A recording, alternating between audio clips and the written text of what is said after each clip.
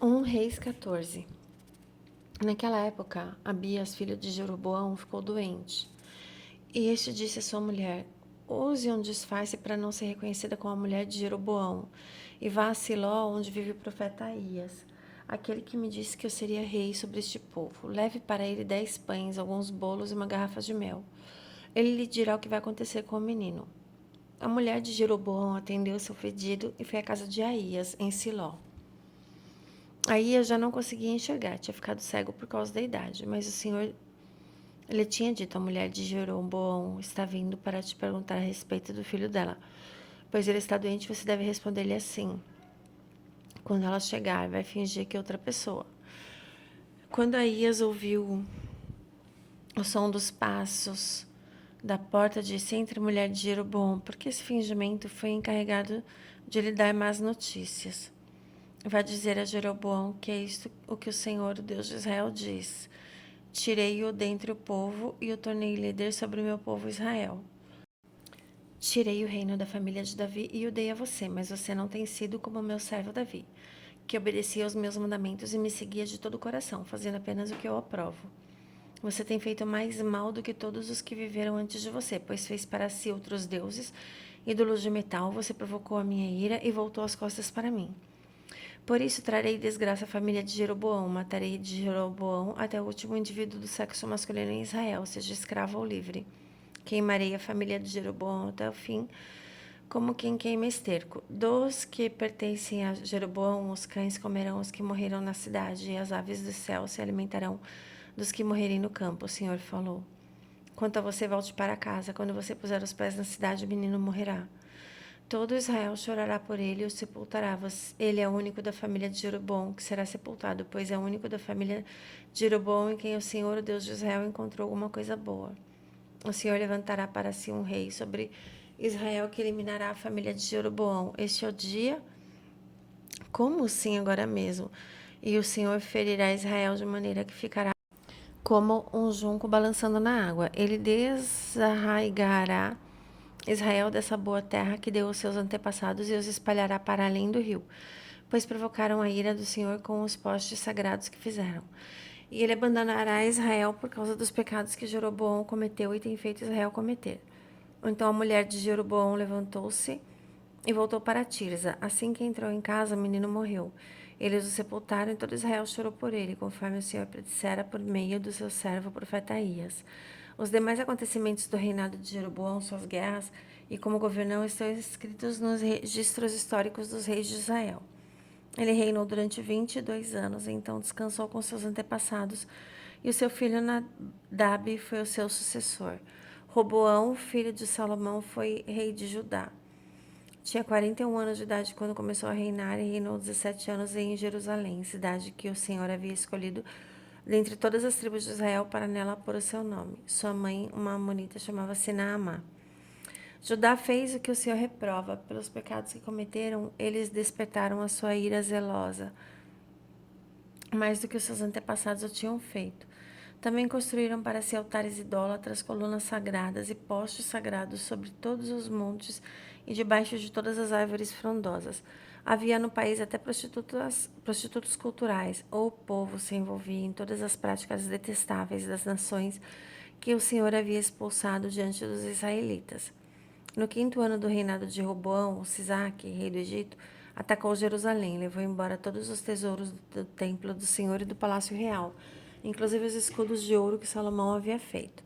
Por isso o rei Roboão mandou fazer escudos de bronze para substituí-los e os entregou aos chefes da guarda da entrada do palácio real. Sempre que o rei ia ao templo do Senhor, os guardas empunhavam os escudos e em seguida os devolviam à sala da guarda. Os demais acontecimentos do reinado de Roboão e tudo o que fez estão escritos nos registros históricos dos reis de Judá. Houve guerra constante entre Roboão e Jeroboão. Roboão descansou com seus antepassados e foi sepultado com eles na cidade de Davi. Sua mãe, uma amonita, chamava-se Naamá, e seu filho Abias foi o seu sucessor. Reis 15. No 18º ano do reinado de Jeroboão, filho de Nebate, Abias tornou-se rei de Judá e reinou 3 anos em Jerusalém. O nome de sua mãe era Maaca, filha de Absalão. Ele cometeu todos os pecados que seu pai tinha cometido. Seu coração não era inteiramente consagrado ao Senhor, ao seu Deus, quanto fora do coração de Davi, seu antepassado. No entanto, por amor a Davi, o Senhor, o seu Deus, concedeu-lhe uma lâmpada em Jerusalém, dando-lhe um filho como sucessor e fortalecendo Jerusalém. Pois Davi fizera o que o Senhor aprova e não deixara de obedecer a nenhum dos mandamentos do Senhor durante todos os dias de sua vida, exceto no caso de Urias o Hitita. E houve guerra entre Roboão e Jeroboão durante toda a vida de Abias.